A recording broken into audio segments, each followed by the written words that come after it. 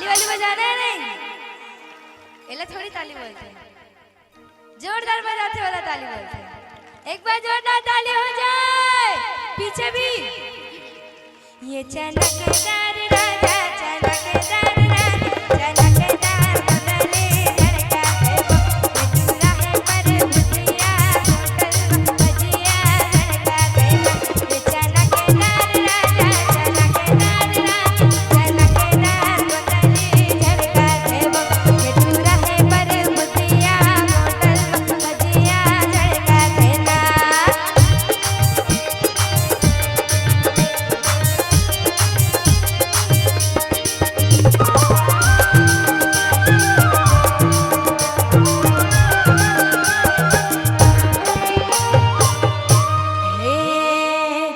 बागे बगीचा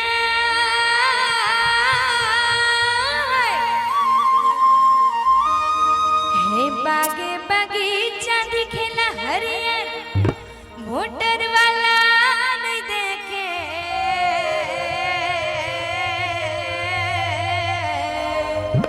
बधे हनरियर है चनकदार, ये चनकदार राजा चनकदार राजा चनकदार बदले झड़का है वो, ये चूरा है पर भुजिया होटल भजिया झड़का है ना।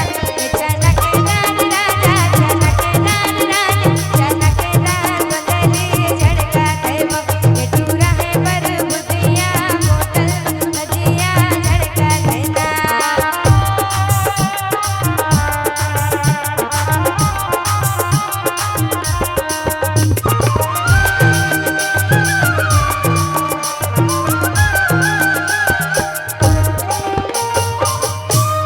हे तरफता ही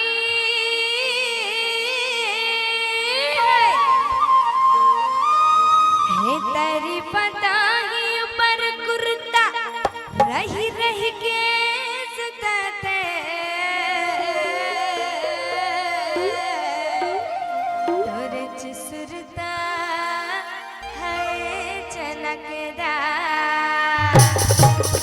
ये चनकदार राजा चनकदार राजा चनकदार बदले झड़का है वो, ये चूरा है पर भुजिया होटल भजिया झड़का है ना। ये चनकदार राजा चनकदार राजा चनकदार बदले झड़का है वो, ये चूरा है पर भुजिया होटल भजिया झड़का है ना।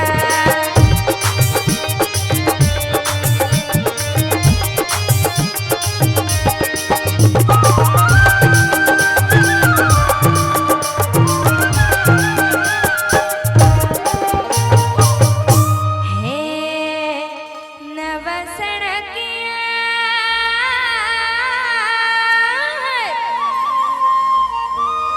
हे नव सड़किया रंगला मैना दूध के भैया,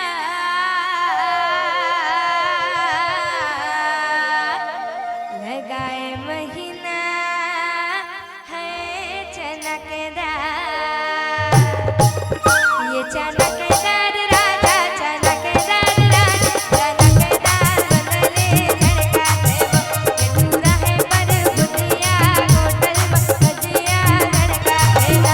ये चनकदार राजा चनकदार राजा चनकदार बदले झड़का है वो, ये चूरा है पर भुजिया होटल भजिया झड़का है ना।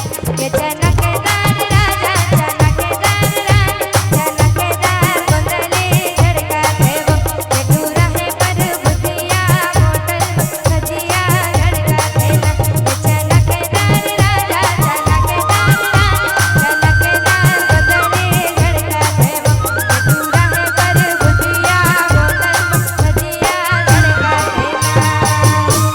मैं आप लोगों को बताना चाहता हूँ, मैं जब से देखा था और दाई है ना, पूरा शुरुआत से लेके अंत तक गाना के ताली बजाई से। एक बार मैं दाई से गाना सुनना चाहूँ, मोर साथ अगर आप मन गाहू ता।